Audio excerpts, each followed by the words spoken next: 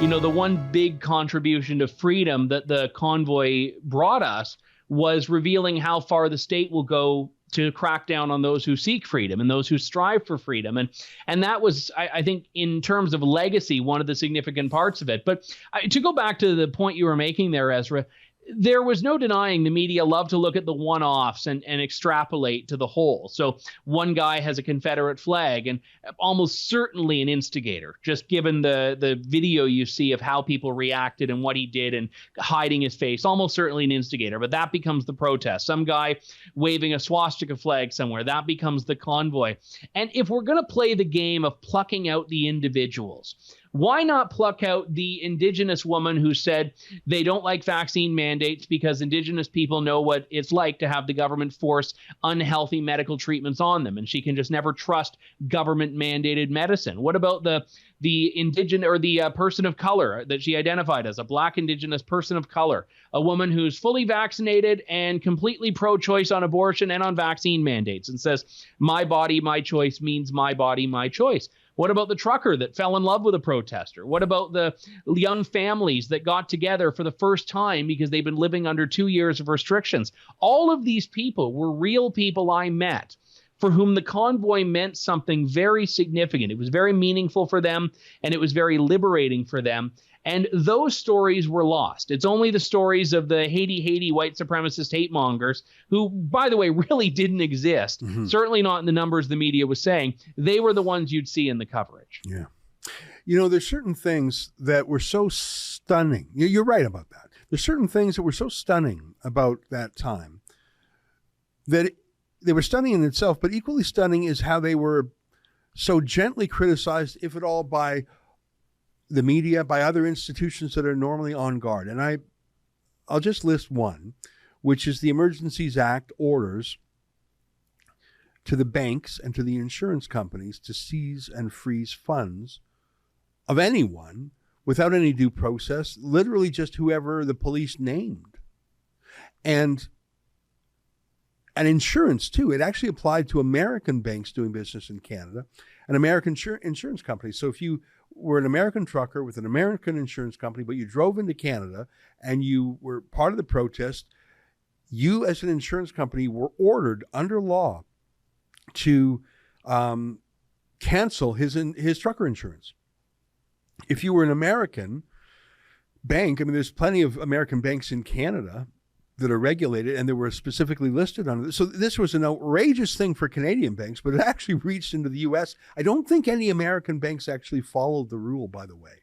I think every American bank said, we're stuck here because if we freeze our customers because they're a trucker without due process, we're going to get in an enormous amount of trouble with our banking regulator, with our Congress, with our Constitution. We'll be sued till the end of time under the First Amendment here in America. But yeah, the liability waiver in Canada didn't protect American banks against liability in their country. And so imagine you're, Citibank or Wells Fargo or whatever. There are a lot of American banks that do business in Canada. And imagine you've got some little Banana Republic tyrant now saying, hand over these truckers and their money, but you also live in a rule of law country like America. No, I don't think any American banks actually obeyed the Emergencies Act. I don't think any American insurance companies did. So credit to them for waiting out the tyrant. But put aside that American little anecdote. To seize and freeze bank accounts is such a shocking thing. I am certain that billions of dollars left the country from people saying, oh my God, we've seen this movie before, whether it's Venezuela or Russia. We're just going to move our money out to the States. I think there was a bit of a run on the banks. That's how ordinary people reacted. But where was the Chamber of Commerce? Where was some bankers? There's a lot of bank consumer watchdogs. Where were the editorials against this? I think, where was the opposition? I think that it was so muted. No judge spoke out against it. No law professors, or very few. The media in general was, those truckers deserve it. They're a menace. Go harder. I mean, maybe I'm missing some really powerful establishment objectors to this, but it wasn't just atrocious in itself. It's the reaction to it that was atrocious. The general reaction from Canadian establishment society was, good. Finally, we're cracking down on those truckers. What do you think?